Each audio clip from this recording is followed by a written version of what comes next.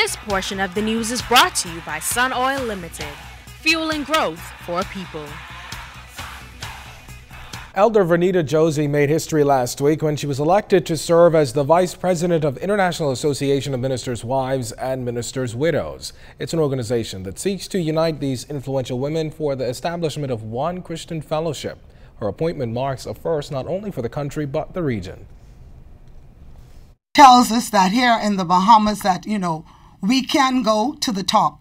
It tells us that we are not alone, and that once we have that support of our people, we know that we can do it. And the Bahamas has been traveling for years to the International Association. This is now my 24th year in the organization. And to see I'm here at the top now, it tells me that God can do anything. Starting tomorrow, the Department of Culture will host 7 different summer camps specializing in dance, drumming, junkanoo, film, theater performance, dramatic writing, and choir. Organizers say students participating in these camps will get a taste of what it is to work as an artist. Cultural Affairs Officer Therese Davis-Nixon says students in her program will have to perform in an original Broadway-like production. Our fingers are different lengths, and so are our abilities and our interests. So there are a lot of students who want to go into science camps because that is where their mindset is, and we must provide that opportunity. You have those who want to get into cosmetology and barbering. We've also provided that aspect.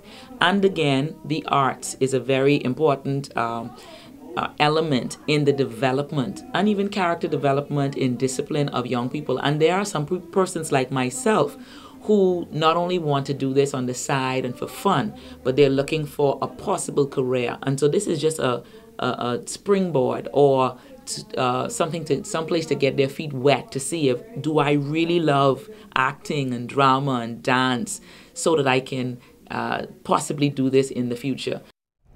Assistant Director of Culture Derek Grant says due to the nature of the camps, they're looking for no more than 50 students per camp. During the last week of the program, each camp will produce their own showcase at the National Center for the Performing Arts.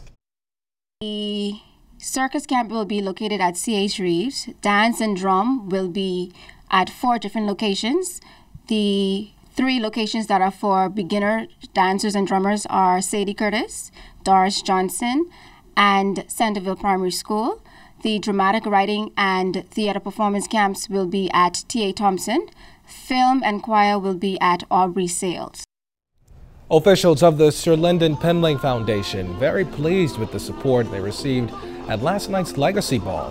The event is held annually around Independence Time to commemorate the contributions of the country's first Prime Minister, the late Sir Lynden O. Pindling, while in public life.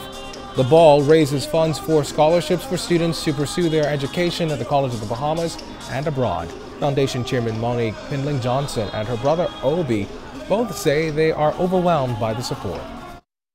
It just gives me great joy, great pride to be able to continue what he instilled in us.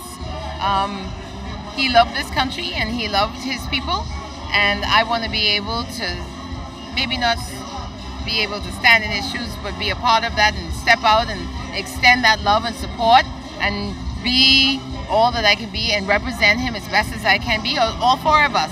And this foundation is not about politics. It's not what people think it is. It's about helping the Bahamian people. As you know, it's a foundation. The proceeds all go to various charities around the country. And the mere fact that it's being done in our Father's name and the support that we get, it really gives us indeed a pleasure and an honor to know that they can truly support it the way they do. Meet the country's 2 newest beauty ambassadors, Miss Teenager Bahamas Rhodesia Johnson and her first runner-up, Shanice Toussaint. Both beat out 7 other girls in the recent finale at the Wyndham Nassau Resort. Contestants spent the last 6 months competing in a number of challenges, including swimsuit, evening gown, and talent, and both Johnson and Toussaint came out on top. Now that the pageant is done, it's now off to international competition. The reigning queen will compete in Miss Teenager Universe set for August in Guatemala City. Johnson says she intends to be the best beauty ambassador she can be for the country. Yes, I am a bit ready, but yes, I still do need a bit more work. So I'm starting the gym soon and doing a bit more training with modeling and speaking, preparing myself for judges interview and getting my attire ready for every event. So it's still a bit more work I'm putting in to get prepared for Guatemala in August. What's gonna outstand me from the girls? I think my elegance, poise, and the way I carry myself, and that too, that I'm from the Bahamas, and hey, something about her is different. So I guess the way I carry myself and the way I present myself to the judges and the way they look at me. Well, the first runner-up is off to compete in Houston, Texas this coming Wednesday. She'll be vying for the Miss Teen Intercontinental title.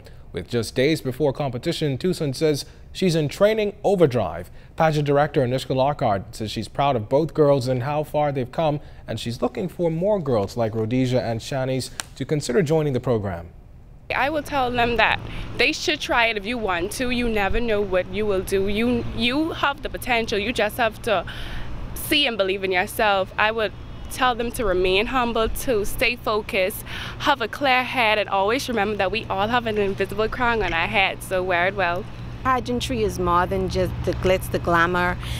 It's a self-development program, and our program is not just to have a girl on stage the night of the pageant. Is actually to get to them, get to their heart, see where they want to be in life, what their purpose really is. I had many girls who entered the competition. They didn't stay because they didn't know quite how to balance school and pageantry. But that's why I call the ones that remained the impeccable 9, because they did it. They stayed on top of their schoolwork and they were able to balance the program the same time. All right, well, that does it for this portion of the news. Softball play wrapped up in Spanish Wells last night. We've got more on that coming up in sports with Julian Gibson.